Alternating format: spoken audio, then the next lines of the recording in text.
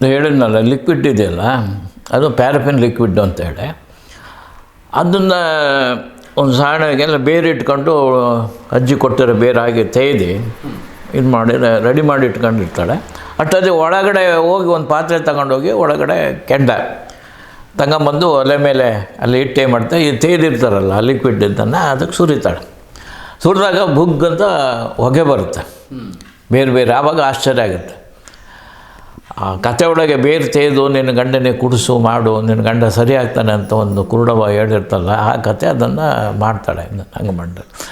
ಆ ಟೈಮ್ನಲ್ಲೇ ಅವಳು ಲಿಕ್ವಿಡ್ ಹಾಕೋಕ್ಕೂ ಅದು ಬೀಳೋದಕ್ಕೂ ಆ ಕಂಚಿನ ಪಾತ್ರಕ್ಕೂ ಲೋಟಕ್ಕೂ ಒಂದು ಮ್ಯೂಸಿಕ್ ಬರೋದಕ್ಕೂ ಭಾಳ ಅದ್ಭುತವಾದಂಥ ಒಂದು ಸನ್ನಿವೇಶವನ್ನು ಸೃಷ್ಟಿ ಆಗ್ತೈತಲ್ಲಿ. ಆಗ ಅದನ್ನು ವೀರೇಂದ್ರ ಹೆಗ್ಗಡೆಗೆ ಭಾರಿ ಖುಷಿ ಕೊಡುತ್ತದೆ.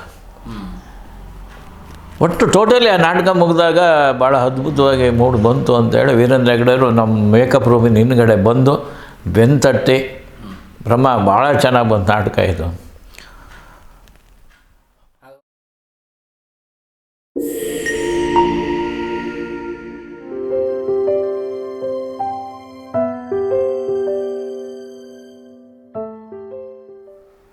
ಎಲ್ಲರಿಗೂ ನಮಸ್ಕಾರ.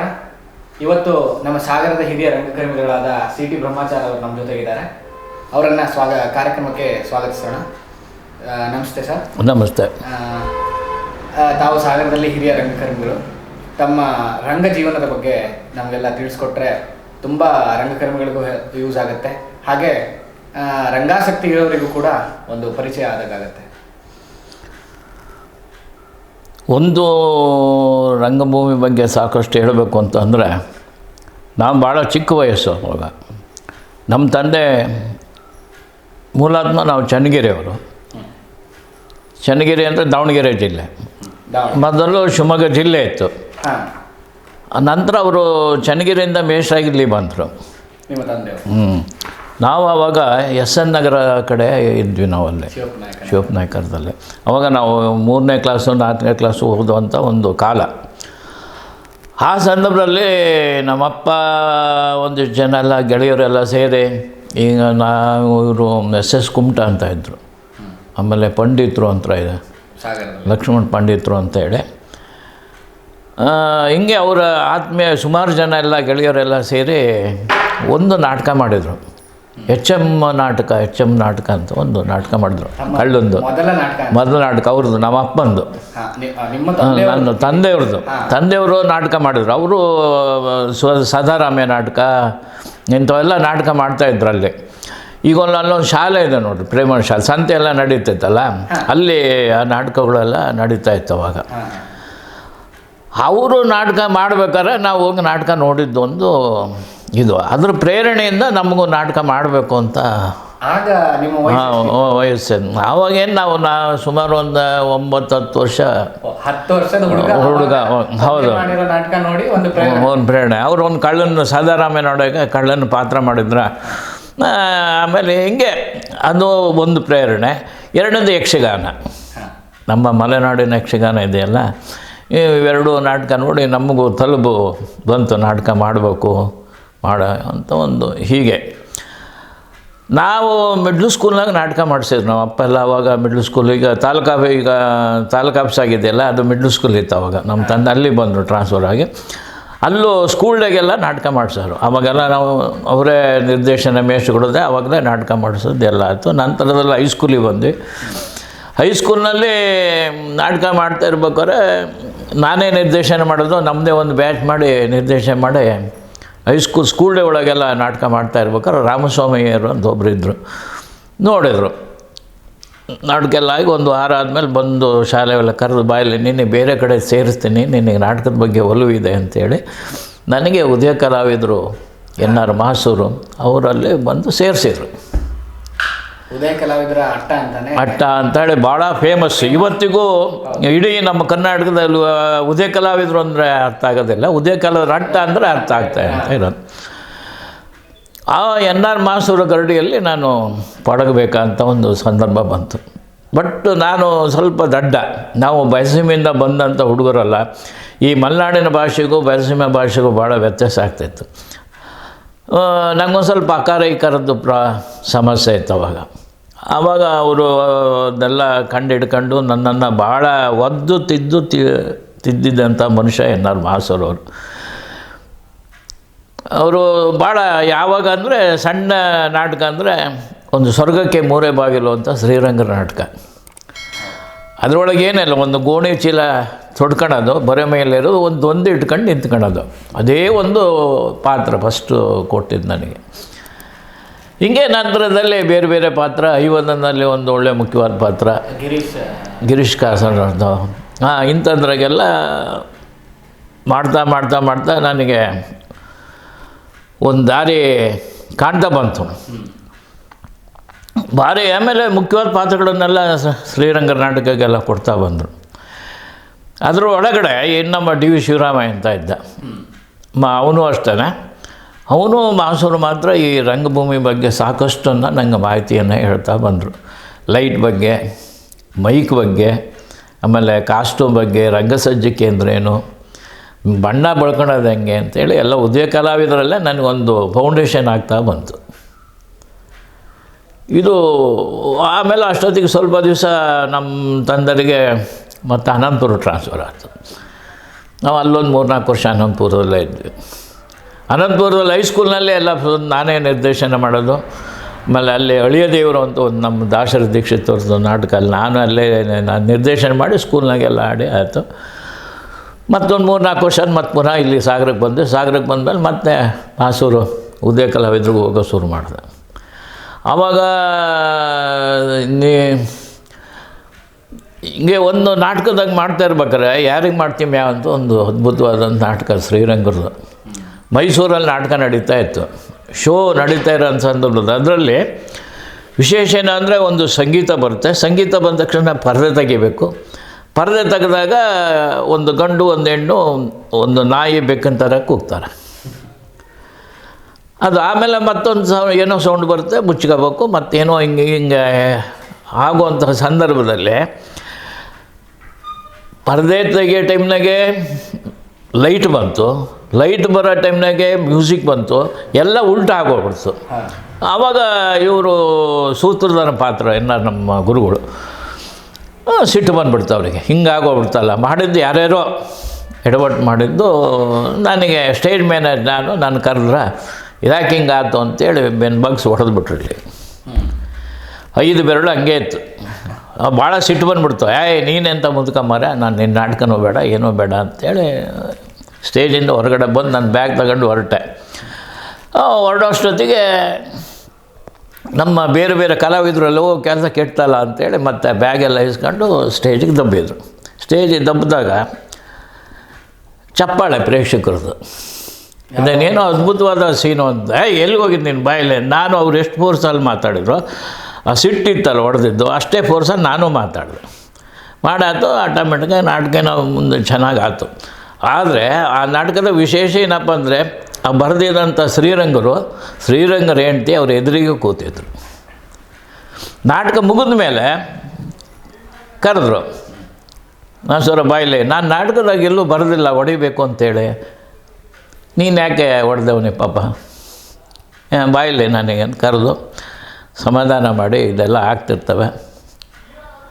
ಒಳ್ಳೆ ಹುಡುಗ ಕಣ, ನೀನು ತಯಾರು ಮಾಡು ಅಂಥೇಳಿ ಮಾಸೂರಿಗೆ ಒಂದು ಒಳ್ಳೆಯ ಮಾತುಗಳನ್ನೆಲ್ಲ ಹೇಳಿ ಇದು ಮಾಡಿ ಎಲ್ಲರೂ ಬೆನ್ನು ತಟ್ಟಿದ್ರು. ಅಂದರೆ ಅದೊಂದು ಏನೋ ಒಂದು ಸಂದರ್ಭ ಆಗಿತ್ತು ಅಂತೇಳಿ ನಾನು ನನ್ನ ಮತ್ತು ವಾಪಸ್ ನಮ್ಮ ಟ್ರೂಪೆಲ್ಲ ಬಂತಲ್ಲ ಸಾಗರಕ್ಕೆ ಬಂದಮೇಲೆ 20 ದಿವಸ ಮಾಸೂರು ನಮ್ಮ ಅಕ್ಕನೇ ನೋಡ್ತಿರ್ಲಿಲ್ಲ. ಯಾಕಂದರೆ ಇಲ್ಲಿ ಹೊಡೆದ್ಬಿಟ್ಟಿದ್ರಲ್ಲ, 5 ಬೆರಳು ಹಂಗೆ ಇದ್ದು, ಇನ್ನು ನಾಟಕನೇ ಸಾಕು ಅಂತ ಒಂದಿತ್ತು. ಆದರೆ ಮಾಸೂರು ಡೈಲಿ ಬಂದು ನಾವಲ್ಲಿ ನೆಹರು ನಗರದಾಗಿದ್ವಿ. ನೆಹರು ನಗರದಲ್ಲಿ ಫಸ್ಟ್ ಕ್ರಾಸಲ್ಲಿದ್ದೆ. ಅಲ್ಲಿದ್ದಾಗ ಇವರು ಬರೋರು ನೋಡೋದು, ನಾ ಮನೆಗಿಲ್ಲ ಅಂತ ಹೇಳು ಅಂತಿದ್ದೆ ತಂದೆ ತಾಯಿಗೆ. ಎಲ್ಲ ಹೋಗಿದ್ದಾನೆ ಅಂತಿದ್ರು. ಹಿಂಗೆ ಡೈಲಿ ಬರೋದು, ನೋಡೋದು, ಕೇಳೋದು ಹೋಗ್ತಿದ್ರು. ಸುಮ್ಮನೆ ಒಂದು ದಿವಸ ಸಿಗಬಿದ್ದೆ ಅವ್ರ ಹತ್ರ. ಸಿಗಬಿದ್ದು ಬಾ ಇದೆಲ್ಲ ಆಗ್ತಾ ಇರುತ್ತೆ, ಏನು ಮಾಡಬೇಡ ಅಂತೇಳಿ ಮತ್ತೆ ಇಲ್ಲಿ ನಮ್ಮ ಉದಯಕರವ್ರ ಹಟ್ಟತ್ರ ಕರ್ಕೊಂಬಂದು ಅಲ್ಲಿ ಕೃಷ್ಣ ಕೆಪೆ ಅಂತ ಇನ್ನೊಂದಿತ್ತು, ಈಗಿಲ್ಲ ಹೋಟ್ಲದು. ಆ ಹೋಟ್ಲಾಗೆ ಒಂದು ಮಸಾಲೆ ದೋಸೆ ಕೊಡಿಸು, ಕಾಫಿ ಕೊಡಿಸಿ, ಬಾ ಇನ್ಮೇಲೆ ನಿನ್ನ ನಾಟಕ ತಪ್ಪಿಸ್ಬೇಡ, ಇದರಿಂದ ನಿನ್ಗೆ ಒಳ್ಳೇದಾಗುತ್ತೆ ಅಂಥೇಳಿ ಆವಾಗಿಂದ ನಾಟಕಕ್ಕೆ ಅಲ್ಲೇ ಒಂದು ಪರ್ಮನೆಂಟ್ ಆದಂಥ ಒಂದು ಜಾಗ ಅಂತ ಎಲ್ಲ ಆಗಿ ಹಿಂಗೆ ನಡೀತಿರೋಂಥ ಸಂದರ್ಭದಲ್ಲಿ ಅಷ್ಟೊತ್ತಿಗೆ ಡಿಗ್ರಿ ಮುಗೀತು. ಒಂದು ಬೀಡಂಗಡಿನೂ ಮಾಡ್ಕೊಂಡೆ. ಕಾಳಿಕಾಂಬ ದೇವಸ್ಥಾನ ಪಕ್ಕ ಈಗ ಒಂದು ಬೇಕ್ರಿ ಅಂಗಡಿ ಆಗಿದೆ, ಬೆಂಗಳೂರು ಬೇಕ್ರಿ. ಅಲ್ಲಿ ಮನೆ ಇತ್ತು, ನಮ್ಮ ಸಂಬಂಧಿಕರಲ್ಲೇ ಮನೆ, ದೇವಸ್ಥಾನ ಇದು ಎಲ್ಲ ಅಲ್ಲೊಂದು ಬೀಡಂಗಡಿ ಮಾಡ್ಕೊಂಡಿದ್ದೆ. ನಮ್ಮ ಕೆ ವಿ ಸುಬ್ಬಣ್ಣವ್ರಿಗೆ ಒಂದು ದಿವಸ ಕಣ್ಣಿ ಬಿದ್ದೆ. ನಂಗೊಂದು ಬೀಡ ಕೊಡು ಅಂತೀನಿ. ಎಂಥ ಬೀಡ ಅಂಗಡಿ ಮಾಡ್ತೀಯ, ನಾಟಕ ಮಾಡೋದು ಬಿಟ್ಟು ಹಂಗೆ ಹಿಂಗೆ ಅಂತೇಳಿ. ಅವಾಗ ನೀನಾಸಮ್ ಶುರುವಾಗಲೇ 3 ತಿಂಗಳಾಗಿತ್ತು. ಭಾಳ ಜನ ಕಡಿಮೆ ಇದ್ದಾರೆ, ಅವನು ಜಂಬೆನೂ ಅಲ್ಲೇ ಇದ್ದಾನೆ, ಅಲ್ಲಿ ಬಂದ್ಬಿಡು ನೀವು ಬಾ ಅಂತೇಳಿ ಒಂದು ದಿವಸ ಮಾಸೂರ ಹತ್ರ ಏಳಿಸಿ ಎಲ್ಲ ಮಾಡಿ ಬಂದ್ ಮಾಡಿಸಿ ನನಗೆ ನೀನಾಸಮ್ಮಿಗೆ ಎಳ್ಕೊಂಡು ಹೋದರು. ನನ್ನ ತಮ್ಮ ಅಷ್ಟೊತ್ತಿಗೆ ಡಿಗ್ರಿ ಮುಗಿಸಿದ್ದ. ಅಂಗಡಿನ ಅವನಿಗೆ ಕೊಟ್ಟು ನಾನು ನೀನಾಸಮ್ಮಗೆ 1 ವರ್ಷ ಅಲ್ಲೆಲ್ಲ ಓದಿ ಸ್ಟಡಿ ಮಾಡಿ ಎಲ್ಲ ಆಗಿ ಮತ್ತೆ ನೀನಾಸಮ್ ಬಿಟ್ಟು ಇತ್ತ ಬಂದೆ. ಮತ್ತೆ ಇಲ್ಲೇ ಉದಯ ಕಲಾವಿದರಲ್ಲೇ ಮಾಡ್ತಾಯಿದ್ದೆ. ಅವಾಗ ಮಾಸೂರಿಗೆ ಹುಷಾರಿಲ್ದಂಗೆ ಆಗಿತ್ತು. ಡೈಲಿ ಅವರು ಮಾತಾಡ್ಸೋದು ಮಾಡೋದು ಇದೆಲ್ಲ. ಆಮೇಲೆ ಆತ ಗುರ್ರ ಬಾಪಟ್ರು, ಅವರು ಉದಯ ಕಲಾವಿದರ ನಿರ್ದೇಶಕರಾದರು. ಅವ್ರ ಅಡಿಯಲ್ಲೆಲ್ಲ ನಾಟಕಗಳನ್ನೆಲ್ಲ ಇದು ಮಾಡಿಸೋದು. ಆಮೇಲೆ ನೀನಾಸಮ್ಮಿಂದ ಬಂದ ತಕ್ಷಣ ಉದಯ ಕಲಾವಿದರು ಒಂದು ಮಕ್ಕಳ ನಾಟಕ ಮಾಡಿಸಿದ್ದೆ. ಅವಾಗ ಹಾಂ, ನನ್ನೇ ನಿರ್ದೇಶಕ ಅದು. ಕಾಬೂಲಿವಾಲ ಅಂತ ನನ್ನ ಫ್ರೆಂಡ್ ಅದೇ ಸೀತಾರಾಮ್ ಅಂತ ಹೇಳಿದ್ನಲ್ಲ, ಅವರೇ ಬರೆದಿದ್ದು ಒಂದು ಕಾಬೂಲಿವಾಲ ಇತ್ತು, ಅದನ್ನು ನಾಟಕ ಮಾಡಿದೆ. ಅದಂತಾದ್ಮೇಲೆ ಸೇವಾಸಾಗರದಾಗೆ ನಾಟಕ ಮಾಡೋಕ್ಕೆ ಶುರು ಮಾಡಿದೆ, ಮಕ್ಕಳ ನಾಟಕಗಳು. ಅಲ್ಲಿ ಭಾಳ ಅದ್ಭುತವಾದಂಥ ಮಕ್ಕಳ ನಾಟಕಗಳು. ಅವಾಗ ಒಲವು ಜಾಸ್ತಿ ಆಗ್ಬಿಡ್ತು ಮಕ್ಕಳ ನಾಟಕ ಬಗ್ಗೆ, ಖುಷಿ ಆಗ್ತಾ ಬಂತು ಮಕ್ಕಳ ನಾಟಕ ಮಾಡ್ಬೇಕಾರೆ. ಕುವೆಂಪುರ ಬೊಮ್ಮನಹಳ್ಳಿ ಕಿಂದರ ಜೋಗೆ ಅದನ್ನು ಮಾಡಿಸ್ಬೇಕಾದ್ರೆ ಒಂದು ಖುಷಿ ಕೊಡ್ತಾಯಿತ್ತು. ಅಷ್ಟೊತ್ತಿಗೆ ನಮಗೆ ಕಾಲೇಜಿನಲ್ಲಿ ರೇಣುಕಪ್ಪ ಗೌಡರು ಅಂತ ಒಬ್ಬರು ಕಾಲೇಜ್ ಕನ್ನಡ ಪಂಡಿತರ ಇದ್ದರು. ಅವಾಗ ಅವರು ಕುವೆಂಪುರ ಬಗ್ಗೆ ಭಾಳ ವಿಶಿಷ್ಟವಾದಂಥ ಒಲವು ರೇಣುಕಪ್ಪ ಗೌಡರಿಗೆ. ಹಾಂ, ಮಲೆನಾಡಾಗಿರೋ ನಿಮ್ಮ ಮನೆ ಬಾಯಲ್ಲೇ ಅಂದರು. ಹೋದೆ ಪುಸ್ತಕ ಇಟ್ಕೊಂಡು, ಹಾಡು ಹಿಂಗೆ ಹೇಳ್ಬೇಕು, ಪದ್ಯ ಹಿಂಗೆ ಇರಬೇಕು, ಇದೇ ಶೈಲಿಯಲ್ಲಿ ಇರಬೇಕು ಅಂಥೇಳಿ ಅವರು ಒಂದಿಷ್ಟೆಲ್ಲ ಟ್ರೈನಿಂಗ್ ಕೊಟ್ಟರು. ಆಮೇಲೆ ಹಾಡುಗಾರರಿಗೆ ಅವರಿಗೆ ಕೊಟ್ಟು ಭಾಳ ಅದ್ಭುತವಾದಂಥ ಒಂದು ಕಿಂದರ ಜೋಗಿ ನಾಟಕ ಚೆನ್ನಾಗಾಯ್ತು. ಇಡೀ 300 ಹುಡುಗರು ಇದ್ದರು ಅದರಲ್ಲಿ, ಆ ಇಲಿಗಳು ಮಾಡಿದ್ರು. ಆಮೇಲೆ ಈಶ್ವರಪ್ಪ ಮೇಷ್ಟ್ರು ಅಂತ ಒಬ್ಬರು ಮೇಷ್ಟ್ರು ಇದ್ದರು, ಅವರೇ ಕಿಂದರ ಜೋಗಿ ಮಾಡಿದ್ರು. ಆಮೇಲೆ ನಾರಾಯಣಮೂರ್ತಿ ಅವರೇ ಗೌಡ್ರು ಮಾಡಿದ್ದು. ಹಿಂಗೆ ಎಲ್ಲ ಶಾಲೆ ಮಕ್ಕಳೆಲ್ಲ ಸೇರಿಸಿ ಇದ್ದು ಗುರುಗಳು ಅವರೇ ರೇಣುಕಪ್ಪ ಗೌಡ್ರೆ ಸ್ವತಃ ಹಾಡು ಹೇಳಿದರು. 1-2-3 ಹಾಡು ಹೇಳಿ ಇದು ಮಾಡಿ ಸುಮಾರು ಒಂದು 5-6 ಪ್ರಯೋಗ ಆಯಿತು ಅದು ಕಿಂದರ ಜೋಗಿ. ಇಡೀ ಹೆಂಗೆ ಅದು ಅಂತ ಹೇಳಿದ್ರು. ಆವಾಗ ಸಾಗರದಲ್ಲಿ ಎಷ್ಟು ಶಾಲೆಗಳಿದ್ದಾವೋ ಎಲ್ಲ ಮಕ್ಕಳು ಬಂದು ಆ ನಾಟಕ ನೋಡಬೇಕಾಗಿತ್ತು. ಪ್ರತಿ ವಾರ ಭಾನುವಾರ ಅದು ಶನಿವಾರ ದಿವಸ ಕಿಂದರ ಜೋಗಿ ನಾಟಕ. ಈಗ ಇದಾಗಿದೆಯಲ್ಲ ವೆಂಕಟಮ್ಮ ದೇವಸ್ಥಾನದ್ದು ಅಂಗಡಿ ಸುವೇದಾಗಿದೆಯಲ್ಲ, ಅಲ್ಲೇ ಸುವೇದಾಗಿದೆಯಲ್ಲ ಅಲ್ಲಿ ಅವ್ರದ್ದು ರಂಗಮಂದಿರ ಒರಿಜಿನಲ್ ನಮಗೆ ಅದೇ ಆಗಿತ್ತು. ಅದು ದ್ವಾರಕಾ ಕಲಾಮಂದಿರ ಅಂತ ಹೇಳ್ತಾಯಿದ್ರು. ಅವಾಗ ಅಲ್ಲಿ ನಾಟಕ ನಡೀತಾ ಇತ್ತು. ಭಾಳ ಇಡೀ ಶಾಲೆ ಅದೊಂದು ಪದ್ಧತಿ ಶುರುವಾಗ್ಬಿಡ್ತು. ಸೇವಾದಾಗ ನಾಟಕ ಮಾಡಿಸಿದ್ರೆ ಎಲ್ಲ ಶಾಲೆ ಮಕ್ಕಳು ಅಲ್ಲಿ ಬಂದು ನೋಡೋದು. 50 ಪೈಸಾ ಮಕ್ಕಳಿಗೆ ಟಿಕೆಟು, 50 ಪೈಸಾ, ದೊಡ್ಡವರಿಗೆ 2 ರೂಪಾಯಿ. ಹೀಗೆ ನಾಟಕ ಬಂತು. ಪ್ರತಿ ವರ್ಷ ಒಂದೊಂದು ನಾಟಕ, ಮಕ್ಕಳ ನಾಟಕ ಕಿಂದರ ಜೋಗಿ ಆಯಿತು. ಆಮೇಲೆ ಅಲ್ಲಾವುದ್ದೀನ್ ಅದ್ಭುತ ದೀಪ ಅಂತ ನಮ್ಮ ಗುರ್ರ ಬಾಪಟ್ರು ಒಂದು ಬರ್ಕೊಟ್ರು. ಅದೊಂದು 9 ಶೋ ಮಾಡಿದ್ವಿ. ಹಾಂ, ಅದೇ ಕಲಾಮಂದಿರದಲ್ಲೇ. ಆಮೇಲೆ ನಕ್ಕಳ ರಾಜಕುಮಾರಿ, ಆಮೇಲೆ ನಮ್ಮ ನೀನಾ ಮಧ್ಯಸ್ಥರು ಅಂತಿದ್ದರು, ಅವರು ಒಂದು ನಾಟಕ ಬರ್ಕೊಟ್ರು ಗೋಪಾಲಕೃಷ್ಣನ ಬಗ್ಗೆ. ಒಂದು ನಾಟಕ ಗೋವರ್ಧನಗಿರಿ ಅಂತೇಳಿ ಅದೊಂದು ನಾಟಕ.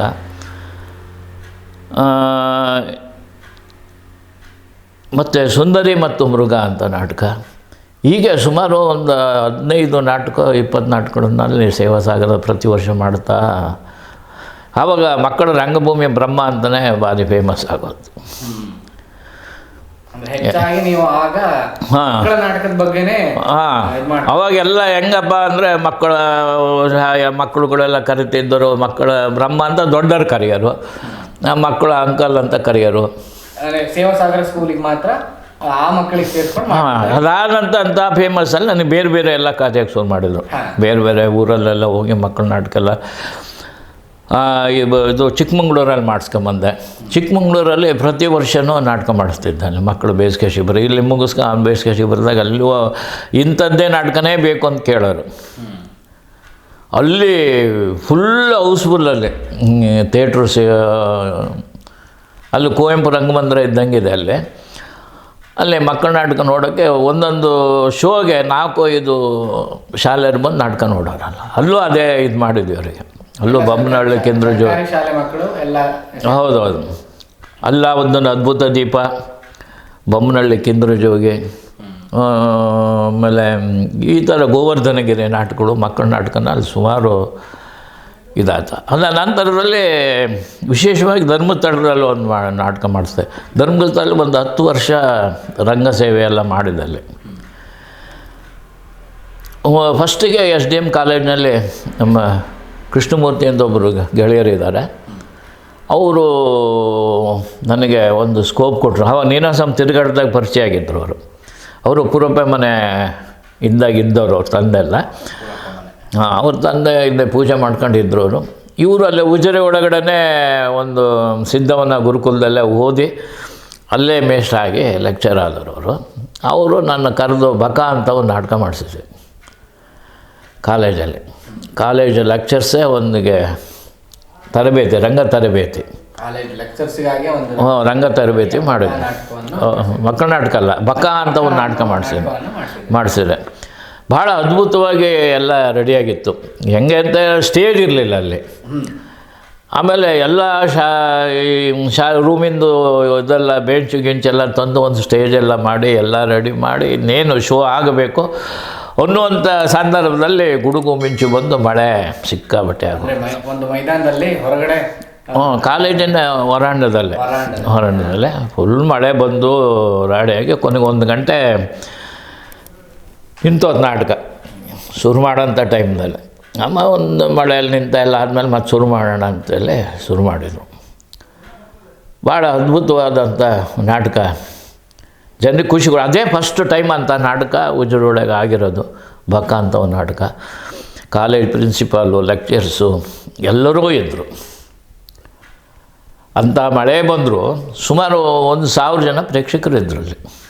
ಅಷ್ಟು ಜನ ಬಂದಿದ್ರು ಅವತ್ತು. ಅದೇ ಒಂದು ದೊಡ್ಡ ವಿಶೇಷ. ಎಲ್ಲ ಭಾರಿ ಖುಷಿಪಟ್ಟು ಇಂಥ ನಾಟಕಗಳು ಆಗಬೇಕು ಅಂಥೇಳಿ. ಇದಾಗಿ 1 ವಾರ ಆಗಿಲ್ಲ ಅಷ್ಟೊತ್ತಿಗೆ ವೀರೇಂದ್ರ ಹೆಗ್ಡೆಯವರು ಅವ್ರು ಹೇಳ್ತಿರಲಿಲ್ಲ. ಅವರೆಲ್ಲ ಟೂರ್ ಹೋಗಿದ್ದರು. ಮಾಡ್ಬೇಕು, ನಾನು ನೋಡ್ಬೇಕು ಅಂಥೇಳಿ ಅವರಿಗೋಸ್ಕರ ಮತ್ತು ಅದೇ ಜಾಗದಾಗೆ ನಾಟಕ ಮಾಡಿದ್ದೆ. ಭಾರಿ ಖುಷಿಪಟ್ಟರು. ಆಮೇಲೆ ವೀರೇಂದ್ರ ಹೆಗ್ಡೆಯವ್ರು ಹೆಂಡ್ತಿ ಭಾರಿ ಇದಾಯಿತು. ಹಾಗಾಗಿ ಅವರು ಒಂದು ನಾಟಕ ಧರ್ಮಸ್ಥಳದಲ್ಲಿ ಒಂದು ನಾಟಕ ಮಾಡ್ಕೋಬೇಕು ಅಂತ ಏಕಕಾಲದಲ್ಲಿ ನಾಟಕಗಳು 3 ನಾಟಕ ನಿರ್ದೇಶನ ಮಾಡ್ತಾಯಿದ್ದೆ. ಒಂದು ಮಕ್ಕಳ ನಾಟಕ, ಇದೇ ಕಿಂದ್ರ ಜೋಗಿನೇ ಮಾಡಿಸಿ ಅಂತ ಕೂತರು. ಸಂಜೆ 4 ಗಂಟೆಯಿಂದ 6 ಗಂಟೆವರೆಗೂ ಮಕ್ಕಳಿಗೆ, ರಾತ್ರಿ 8:30 9 ಗಂಟೆಯಿಂದ 10 ಗಂಟೆ 11 ಗಂಟೆವರೆಗೆ ಅಲ್ಲಿಯ ಮೇಷ್ಟ್ರುಗಳು, ಧರ್ಮಸ್ಥಳದ ಮೇಷ್ಟ್ರುಗಳು, ಆಮೇಲೆ ದೇವಸ್ಥಾನದಾಗಿರೋ ಪೂಜೆ ಮಾಡೋರು, ವರ್ಕರ್ಸು ಅವರೆಲ್ಲ ಬರ್ತಾಯಿದ್ರು. ಬೆಳಗ್ಗೆ ಸೆಕ್ಷನ್ನು ಬೆಳಗ್ಗೆ 7 ಗಂಟೆಯಿಂದ 8:30 9 ಗಂಟೆ ತನಕ ಮಹಿಳೆಯರಿಗಾಗಿ ಒಂದು ನಾಟಕ. ದಿವಸಕ್ಕೆ 3 ಶಿಬಿರಗಳನ್ನು ಮಾಡೋಂಥ ಒಂದು ಅವಕಾಶ ಇತ್ತು. ಮಾಡಿದೆ ಅವಾಗ ಯೌವನ ಇತ್ತು, ಒಂದು ಮಾಡ್ತಾಯಿದ್ದೆ. ಇವರಿಗೆ ಮಕ್ಕಳಿಗೆ ಕಿಂದ್ರ ಜೋಗಿ ನಾಟಕ, ಆಮೇಲೆ ದೊಡ್ಡವರಿಗೆ KT ಗಟ್ಟಿಯವರು ಅಂತ ಒಳ್ಳೆ ದೊಡ್ಡ ಸಾಹಿತಿಗಳು, ಅವರೇ ಅಲ್ಲಿ ಬರೆದಿದ್ರು ಒಂದು ನಾಟಕನ, ಅವ್ರದ್ದೊಂದು ನಾಟಕ. ಆಮೇಲೆ ಮತ್ತೊಂದು ನಮ್ಮ ಗಿರೀಶ್ ಕಾರ್ನಾಡ್ ನಾಗಮಂಡಲ ನಾಟಕ. ಅದು ಹೇಮಾವತರಿಗೆ ಭಾಳ ಇಷ್ಟವಾದಂಥ ಒಂದು ನಾಟಕ. ಹೇಳ್ದವ್ರಿಗೆ, ಇಲ್ಲ ಇವರು ಲೇಡೀಸಿಗೆ ಮಾಡ್ಸೋದು ಕಷ್ಟ ಆಗೋದು ನನಗೆ, ಅದು ಒಂಥರ ಸೆಕ್ಸುಯಲ್ ಇರೋಂಥ ಒಂದು ಇದು, ಮತ್ತು ಎಲ್ಲ ಹೊಸಬರು ತರಬೇತಿ ಆದರೆ ನಮ್ಗೆ ಪ್ರಾಬ್ಲಮ್ ಇಲ್ಲ, ಹಂಗಿಲ್ಲ. ಇಲ್ಲ, ನೀವು ಅದು ಮಾಡಿಸಿ, ಏನೂ ಆಗಲ್ಲ ಅಂತ ಅದನ್ನೇ ಮಾಡಿಸಿದ್ದೆ. ಅದನ್ನು ಮಾಡಿದಾಗ ಅದರಲ್ಲಿ ಪೂರ್ತಿ ಹೆಣ್ಮಕ್ಳೇ ಇದ್ದಾರಂತೆ, ಯಾವ ಗಂಡು ಮಕ್ಕಳು ಇರಲಿಲ್ಲ ಅದರಲ್ಲಿ. ಆಮೇಲೆ ಅದ್ರಾಗೆ ಮುಖ್ಯವಾದ ಪಾತ್ರ ಮಾಡೋಂಥದ್ದು ಕುರುಡವ್ವ, ಮೇನ್ ಪಾತ್ರಗಳೆಲ್ಲ ಬರ್ತಾವಲ್ಲ, ಹೆಚ್ಚಿಗೆ ಓದ್ದಲೇ ಇದ್ದರ ಹತ್ರ ಮೇನ್ ಪಾತ್ರ ಮಾಡಿಸಿದ್ದೆ. ಆಮೇಲೆ ಅವ್ರಿಗೆ ಅಲ್ಲಿ ಒಂದು ಸ್ವಲ್ಪ ಇಲ್ಲ, ನಾನು ಹೇಳಿದ್ದು ಪಾತ್ರಗಳನ್ನು ಹಂಚಬೇಕು ಅಂತ ಹೇಮಾದೇವಿಗಳು ಹೇಳ್ದ. ಇಲ್ಲ, ಆಗಲ್ಲಮ್ಮ, ನನಗೆ ನನ್ನ ಕಲ್ಪನೆಗೆ ಏನು ಸಿಗುತ್ತೋ ಅದನ್ನು ಮಾಡಿದ್ರೆ ನಾನು ಸಕ್ಸಸ್ ಮಾಡ್ತೇನೆ ಅಂತ ನನಗೊಂದು ಇದಿದೆ. ಹಾಗೆ ಆಯಿತು, ನೀವೇ ಮಾಡಿ ಅಂತ ಹೇಳಿದರು. ಮಾಡಾಯ್ತು. ಅದು ಮಾಡಾದಾಗ ಭಾಳ ಖುಷಿ ಆಯಿತು. ಹಾವು ಬರೋ ಅಂಥದ್ದು, ನಾಗಪ್ಪ ಬದಲಾವಣೆ ಆಗೋಂಥದ್ದು, ಈ ಥರದ್ದೆಲ್ಲ ಇರೋಂಥ ಒಂದು ಇದು. ಅವಳು ಬೇರು ತೇದಿ ಇದು ಎಲ್ಲ ಹೊಗೆ ಬರೋ ಎಲ್ಲ ಇದೆಲ್ಲ ಒಂದು ತಾಂತ್ರಿಕ ಮಾಡಿದ್ದದು. ಒಂದು ಕಂಚಿನ ಪಾತ್ರೆ ಒಳಗೆ ಒಂದು ಸ್ವಲ್ಪ ಇದು ಪ್ಯಾರಾಫಿನ್ ಲಿಕ್ವಿಡ್ ಅಂತ ಬರುತ್ತೆ, ಅದನ್ನು ತೇಂಥದ್ದು. ಆಮೇಲೆ ಈಗ ಹೊರಗಡೆ ಹೋಗಿ